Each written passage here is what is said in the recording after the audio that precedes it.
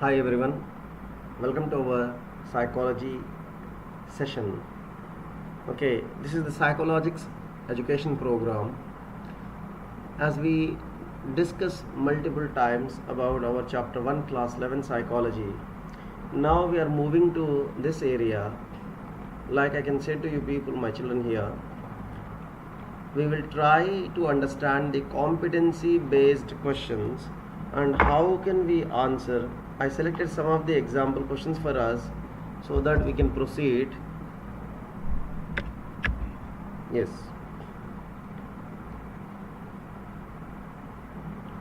we can move for this competency based questions. You know that the competency based assessment in the CBSE syllabus, if you observe, it is going to be, you see here, the competency based assessment, if you are taking into this matter, the competency based assessments are divided into three major parts. The first one is the assertion and reason based question. The second one is the case based questions. The third one is the application based questions or higher order thinking skills. So from the chapter 1, what is psychology, class 11, we will see first assertion reason questions. In the assertion and reason questions, you see, psychology is a scientific discipline. Assertion. Reason, it uses scientific methods to study mental processes, experiences and behaviors.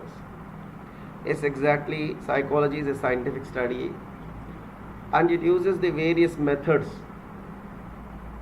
basically the scientific methods to study the human behavior, mental processes. So reason also right, assertion also right, and both are true. It's the correct explanation.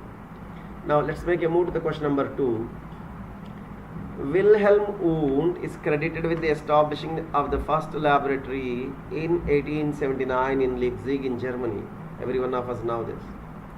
Now the reason, this event is considered as the formal beginning of the psychology as a separate and scientific discipline. Yes, again here both are true. R is the correct explanation of A. You see here, Wundt actually first started the psychology laboratory, and the first psychology laboratory establishment done by Wundt in the year 1879 in Leipzig in Germany, that every one of us know.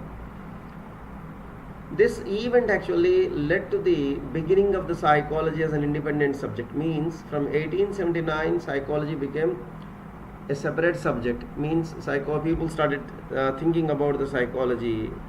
Now look into this area. Because of this incident only, we are calling Wundt as the father of psychology. So anything here, assertion, reason, you see both are true, correct explanation. Even I am adding one more reason for you for this. Wundt was assertion actually. Wilhelm Wundt is known as the father of psychology. If I say the assertion, reason you can say because of establishment of the lab. Both are true, correct explanation. Now the third one, human experiences are entirely subjective and cannot be objectively studied. Yes, you see here, human experiences are subjective and cannot be objectively studied. This one is wrong actually. See, human experiences are subjective and can be studied subjectively. Means your feelings, your emotions, you only knows. So you see here, we cannot study those feelings, motives and emotions in objective way. So assertion is false here. Psychology seeks to understand these experiences through objective and systematic methods. Yes, reason is true. Assertion is false and reason is true here.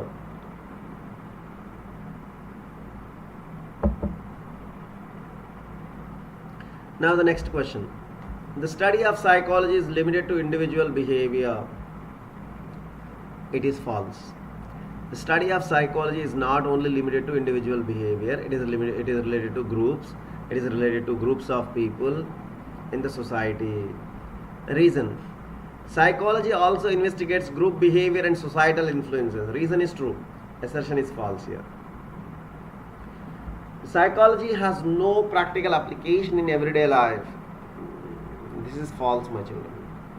See, psychologist working every day. In your syllabus in the chapter 1 there is a concept, psychologist in everyday life. So psychology is having a lot of practical application. So assertion is false.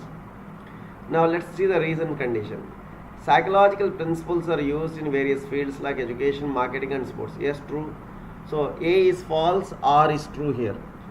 Now let me ask you people, my children, here.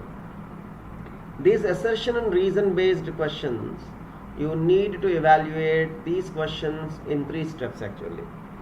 First, your task is to check assertion is right or wrong. Second task is to check the reason is right or wrong. The third one, if both the two are correct, then your task is increasing to third step. You need to find out whether both the two are having any relation. Please try to understand. First, for example, if any one is wrong, second one you find out whether it is right or wrong, then finish. No need to go for the third step.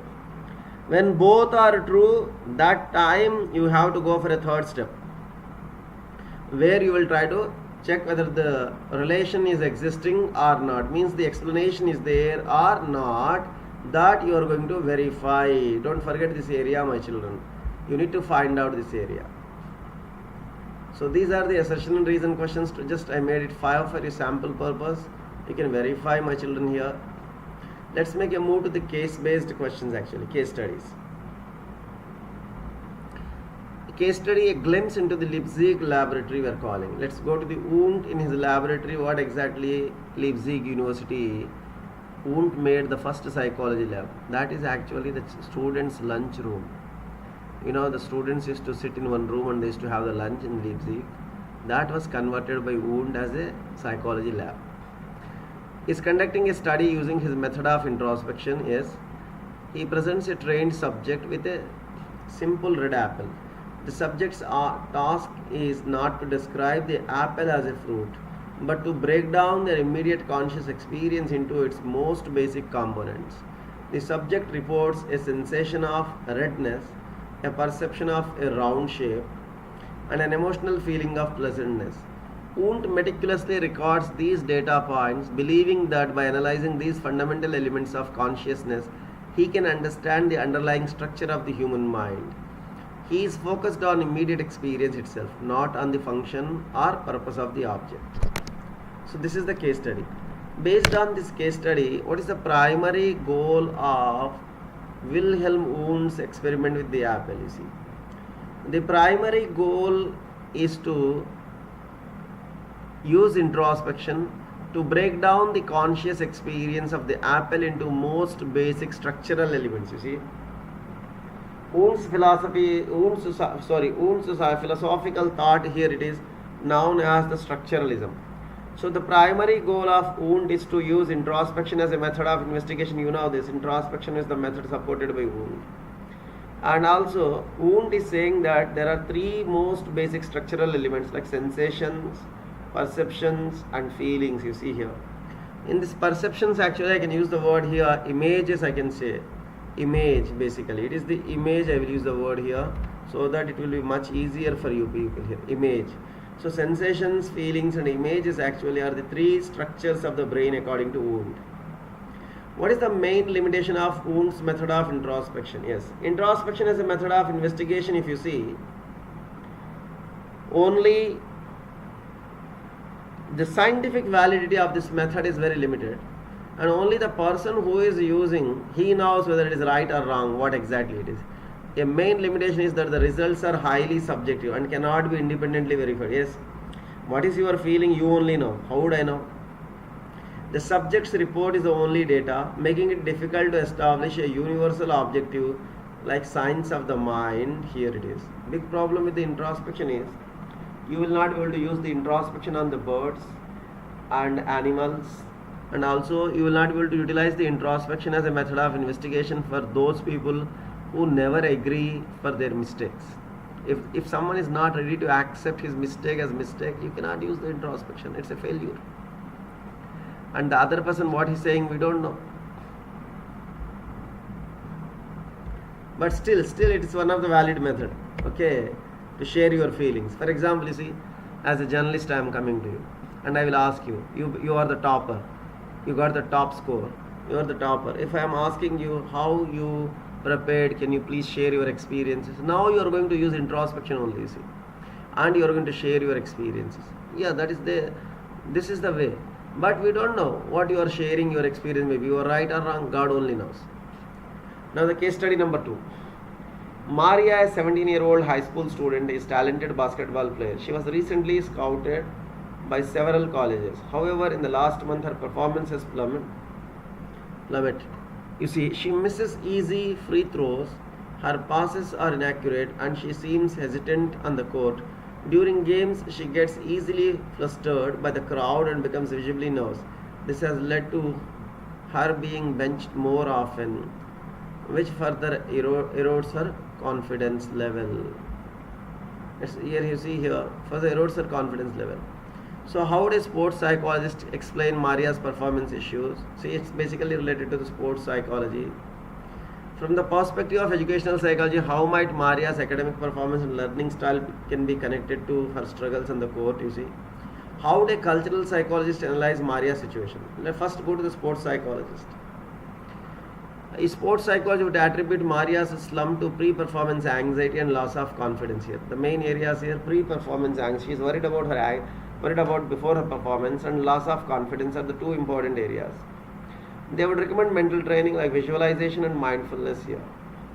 Now, as an educational psychology, Maria struggles to her learning style and fear of failure. You see here. They might suggest strategies like goal setting and using her preferred learning methods like visual or kinesthetic. Yes, because she is a sports personality, so she is basically a bodily kinesthetic. You can go for visual or kinesthetic intelligence is basically you can utilize here. As a cultural psychologist would analyze Maria's situation by considering the cultural expectations and societal pressure. What actually society is expecting? What is the cultural pressure the child is experiencing? Because due to these two reasons also they may not be able to perform very well. You see here, this is a case study. We are asking you to 3 different roles, 3 different questions, 3 different roles, and you need to analyze and you need to give the answer here. As a sports psychologist, as educational psychologist, as a cultural psychologist, you see here it is. Now, Ria is a 10-year-old, I hope I am not going that much fast, my children, I am sorry. Ria is a 10-year-old student, often forgets to bring her homework. Her teacher uses behaviorism by rewarding her with praise and stickers whenever she remembers, which gradually increases her consistency. However, Ria struggles in geometry. The teacher applies the Gestalt approach, showing full shapes first, then explaining parts, helping Ria see the overall pattern. Over the time, she not only develops her regular homework habits through reinforcement, but also understand the concept better by perceiving the whole before details. So, how the teacher is using the behaviorism beta here? Behaviorism is what exactly? Reinforce the client. Whenever something good behavior is there, you motivate them. Use the positive reinforcement. Basically, reinforcement is a word associated to behavioristic school of psychology. It is a case study related to your schools of psychology, my children. So apply the praising, rewarding the child and motivate the child, and make the child to get these awards. So this way you can make the child to do the things in a better. How the Gestalt approach? The Gestalt is believing the whole as better than the parts. So now you see here, by showing complete shapes first and then explaining the parts. Yes, first you show the whole diagram, then you go for explaining various parts, my children here. That makes the people to learn in a better way. See the Gestalt psychology, how it is working here. Let's make a move to the case study 4. Very simple case studies, my children. You try to utilize these case studies for your examination purpose also. This is very good. A new study is being conducted at a local factory to increase the productivity and improve. Yes, moral. So you see here, the factory manager has hired a team of psychologists to observe the workers' behavior, conduct interviews, and design training programs. The psychologists notice that some employees are more motivated when they are given small bonuses for meeting targets, while others respond better to public praise and recognition. Some are basically getting motivated because of money. Some are getting motivated because of due to the appreciation here.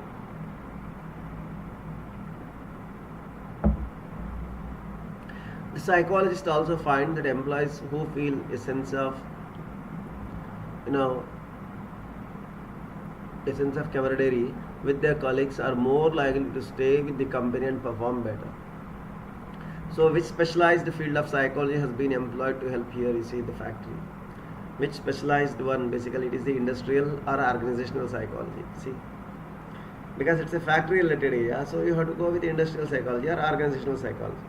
What is the primary goal of the psychologist to work at this factory? To increase the productivity. Primary goal is to improve the productivity and increase the employees well-being and productivity. You see here, this is the primary goal. You have to read these case studies. My children, these are the short case studies basically I kept for you. Generally 3 paragraphs or 2 paragraph based case studies will be there for you people. Focus on this area, my children. Now look into the application based questions here.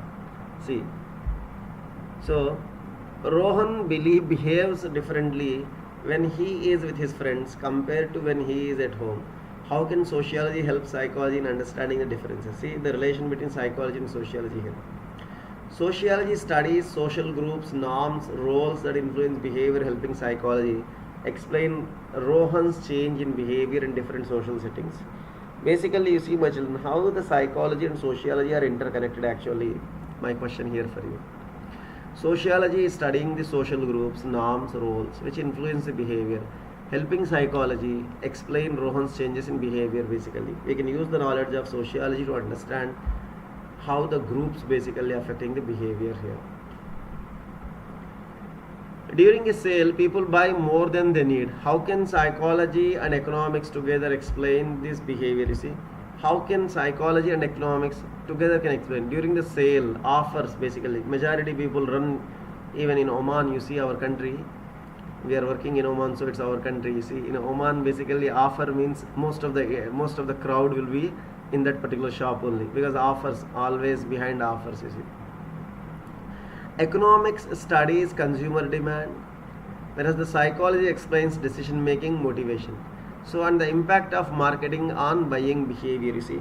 Full of microeconomics is basically born from the psychology beta.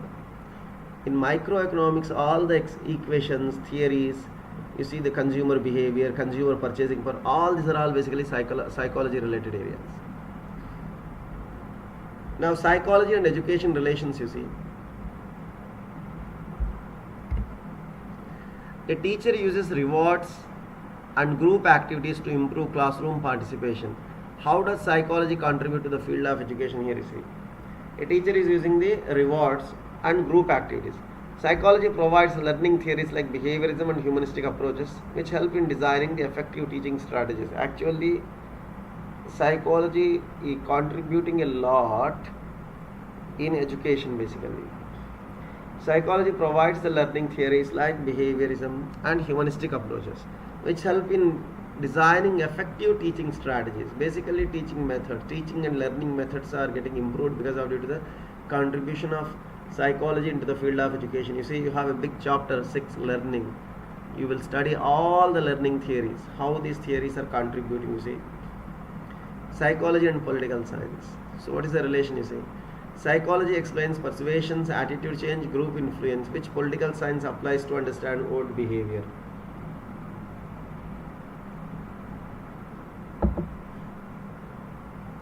You know, basically political science, political strategies, group polarization, voting behavior, how to influence the voters.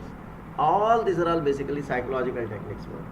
Attitude change, group influence, you see, group thinking, group polarization. All these are all part of the psychology and they are helping in the political science. For politicians, basically they are using these strategies to make their work much better.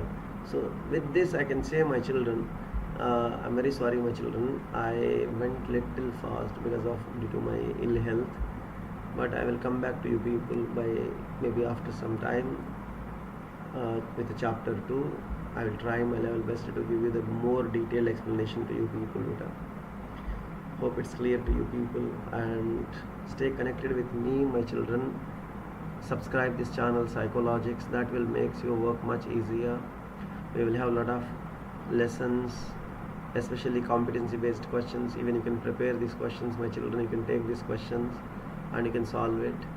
Even we will share our word files also with you people. Thank you for watching.